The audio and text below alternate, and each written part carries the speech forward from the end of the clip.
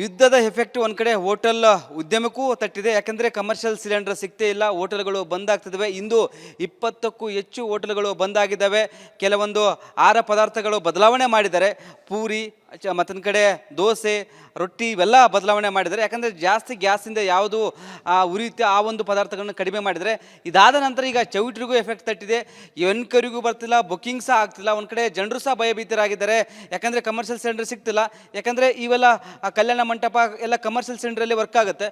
But ಇದೀಗ ಚೌಟ್ರಿಗೂ 80% ಜನನೇ ಬರ್ತಿಲ್ಲ, ಬುಕ್ಕಿಂಗ್ ಮಾಡ್ತಿಲ್ಲ ಎಂಬುದು ಒಂದು ಕಡೆ ಇಲ್ಲಿನ ಮ್ಯಾನೇಜರ್ ಸಹ ಹೇಳ್ತಿದ್ದಾರೆ. ಯಾಕಂದರೆ ರಾಜಾಜಿನಗರದ ಫೇಮಸ್ ಇದು ಚೌಟ್ರಿ, ಬಟ್ ಜನ ಬರ್ತಿಲ್ಲ, ಬುಕ್ ಮಾಡ್ತಿಲ್ಲ, ತುಂಬ ಸಮಸ್ಯೆ ಆಗಿದೆ.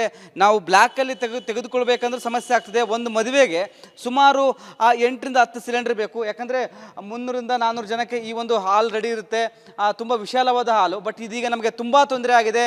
ಮದುವೆ ಮಾಡೋಕ್ಕೂ ನಮಗೆ ಆಗ್ತಿಲ್ಲ, ಊಟ ಬಡಿಸೋಕ್ಕೂ ನಮ್ಗೆ ಆಗ್ತಿಲ್ಲ. ಸಂಬಂಧಪಟ್ಟ ಅಧಿಕಾರಿಗಳು, ಸಚಿವರು ಎಚ್ಚೆತ್ತುಕೊಳ್ಬೇಕಾಗತ್ತೆ. ಏನಾದರೂ ಕಮರ್ಷಿಯಲ್ ಸಿಲಿಂಡರ್ ಸಿಗುವಂಗೆ ಮಾಡಬೇಕೆಂಬುದು ಒತ್ತಾಯ ಮಾಡ್ತಿದ್ದಾರೆ. ಕ್ಯಾಮ್ರಾ ಪರ್ಸನ್ ರಘು ಜೊತೆ ವೀರೇಶ್, ರಿಪಬ್ಲಿಕ್ ಕನ್ನಡ, ಬೆಂಗಳೂರು.